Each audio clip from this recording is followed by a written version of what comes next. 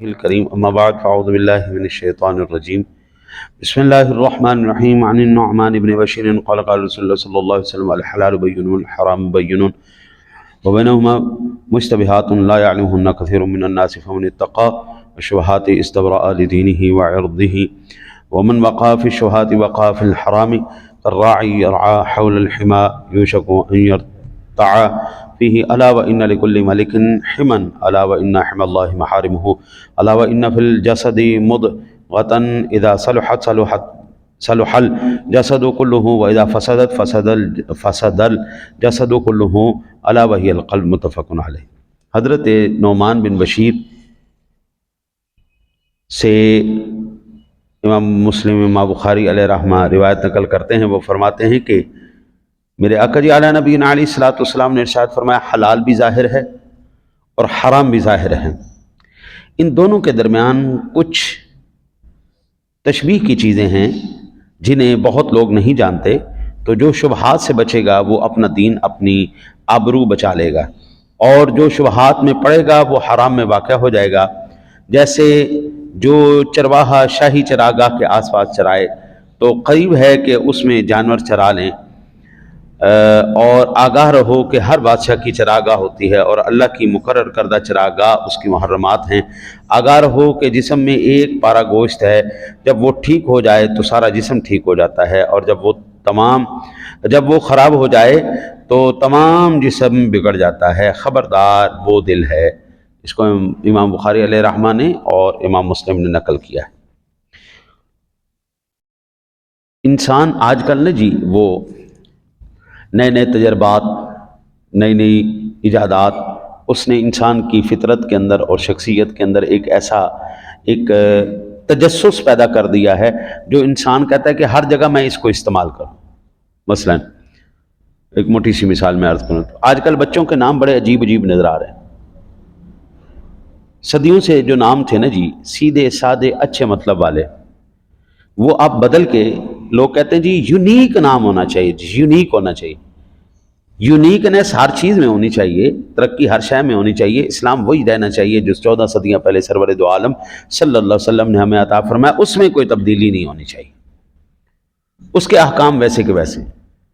حلال حرام دو واضح چیزیں ہیں، جو درمیان میں ہیں اللہ کے حبیب فرماتے ہیں اس میں سے بچ جاؤ یار۔ اور آپ نے پھر اس کی مثال دی کہ جو بندہ حرام اور حلال کے درمیانی چیزوں کے اندر پھنسے گا، مشتبہات میں پھنسے گا، وہ حرام کی طرف چلا جائے گا۔ جیسے کوئی بادشاہ کی چراگاہ ہو اور چراگاہ کے گرد فینس نہ ہو، باڑ نہ ہو، تو اب جانوروں کو وہاں پہ چرانا سوائے خطرے سے خالی بات نہیں کہ وہ جانور کسی وقت بھی جو ہے وہ بادشاہ کی چراگاہ میں گھس جائے گا۔ جب بادشاہ کی چراگاہ میں گھسے گا، بادشاہ کے فوجی پکڑ کے اس کو لے جائیں گے، وہ مجرم بن کے بادشاہ کے سامنے کھڑا ہو۔ ضروری ہے، آقا جی فرماتے ہیں ادھر جانا ضروری ہے۔ اپنی حد کے اندر رہو، اپنے معاملات جو حلال ہے جو جائز ہے وہ چیز استعمال کرو، جو نہیں تو اس سے پیچھے ہٹ جاؤ۔ پھر میرے آقا جی اعلیٰ نبی علیہ الصلوۃ والسلام نے اس کی مثال جو دی، اس سے مراد یہ ہے کہ ہم چرواہے ہیں، نفس ہمارا بے سمجھ جانور ہے، محرمات شرعیہ شاہی چراگاہ ہے، جو اللہ تعالیٰ نے شرعی احکام ہمیں دیے ہیں، یہ شاہی چراگاہ ہے، اور مشتبہات اس چراگاہ کے متصل زمین ہے۔ اور اس کے بعد آقا جی علیہ الصلوۃ والسلام نے ارشاد فرمایا کہ دل بادشاہ ہے، جسم اس کی رعایا ہے۔ جیسے بادشاہ درست ہو جانے سے تمام ملک ٹھیک ہو جاتا ہے، ایسے ہی دل سنبھل جانے سے تمام جسم ٹھیک ہو جاتا ہے۔ ابھی آپ دیکھیں نا جی ملک پاکستان کے اندر جتنے بھی اس ٹائم صوبے ہیں، ان صوبوں میں سے سب سے زیادہ صوبے جو ہے وہ صوبہ پنجاب اس وقت وہ ترقی کی راہوں پر گامزن ہے۔ اچھا جی، اس کی وجہ کیا ہے کہ اس کا بادشاہ جو ہے وہ اس وقت قابل ہے۔ ایک بادشاہ نے اپنے جو ہے سلطنت کے اندر منظم انتظام لانے کے بعد پوری دنیا کے لیے ایک مثال بنا دی۔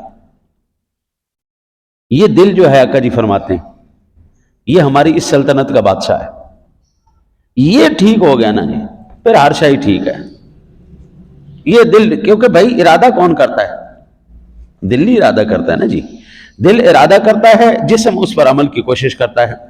دل میں برے ارادے اور خیال اگر پیدا ہوں تو پھر بندہ اسی راستے پہ چلے گا نا۔ یہ ڈاکو آدمی کیسے بنتا ہے، چور کیسے بنتا ہے؟ بندہ اتنے خوفناک جرائم کس وقت سر انجام دیتا ہے؟ اس وقت دیتا ہے جب اس کا دل اس کو مائل کر لیتا ہے کہ بھئی یہ کوئی مسئلہ نہیں، قتل کرنا کیڑا مسئلہ ہے، چوری کرنا کیڑا مسئلہ ہے، ڈاکہ مارنا کیڑا مسئلہ ہے، زنا کرنا کیڑا مسئلہ ہے، شراب پینا کیڑا مسئلہ ہے۔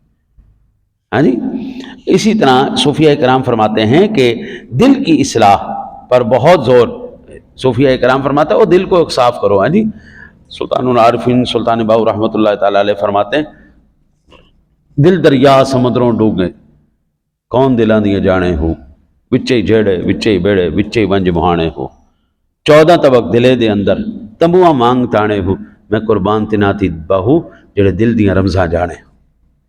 یہ بڑی بہت بڑی زبردست چیز ہے۔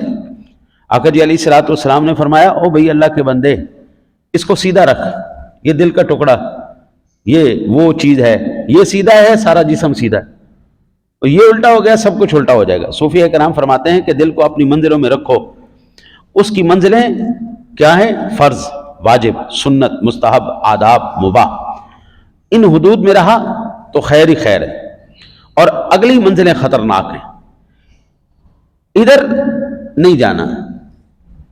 وہ منزلیں کیا ہیں؟ مکروہ ہے، مکروہ تنزیہی ہے، مکروہ تحریمی ہے، حرام ہے، کفر ہیں، اور یہاں سے جو بندہ مکروہ تنزیہی سے اگر نہیں بچتا تو اس کی ہمت ہو جائے گی وہ مکروہ تحریمی پر بھی چلا جائے۔ ٹھیک ہے نا جی؟ پھر اب میں ایک یہاں پر موٹی سی مثال میں آپ کو عرض کر کے ختم کر دیتا ہوں۔ اللہ اور اس کے رسول نے کیا کہا ہے؟ اللہ اور اس کے رسول کا حکم یہ ہے کہ داڑھی نہیں منڈوانی، آپ نے اپنی شکل کو عورتوں والا نہیں بنانا۔ یہ داڑھی اگر مرد کی شان نہ ہوتی، اللہ کی قسم اللہ کبھی مرد کے چہرے پہ پیدا ہی نہیں ہونے دیتا، عورت کے منہ پہ کیوں نہیں پیدا ہوتی؟ ایک بات۔ دوسری بات، میرا یہ نظریہ اور سوچ ہے سرور دو عالم صلی اللہ علیہ وسلم اس کائنات کی سب سے خوبصورت ترین ہستی،